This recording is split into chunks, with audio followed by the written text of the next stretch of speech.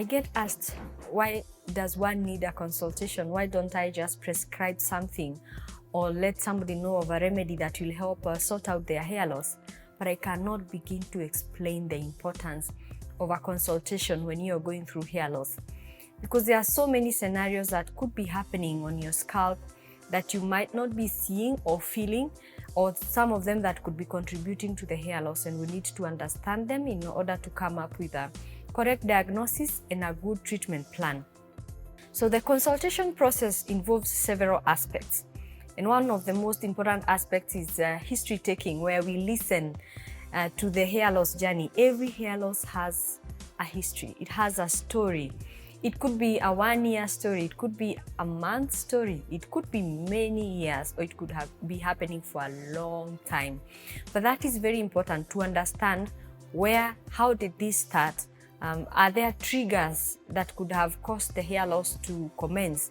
Are there things that you could be doing or could have done at that particular time that could have led? Are there life events or changes that could have happened that could have triggered the hair loss? Once we take the history, it takes us a step closer to the diagnosis. Then after the history taking, we do the scalp analysis.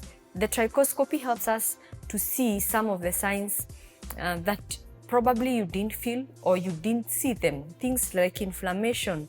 There could be broken hairs, there could be very dry scalp, there could be other things, aspects that someone might not have been able to pick or could not have been able to realize that they are happening, that will be picked with the high magnification of the trichoscope machine. After the trichoscopy, then sometimes we might need to do other analysis, and this does not happen to everyone. If need be, we might need to check for some nutritional profile, things like vitamin D, vitamin B12, things like iron or ferritin levels.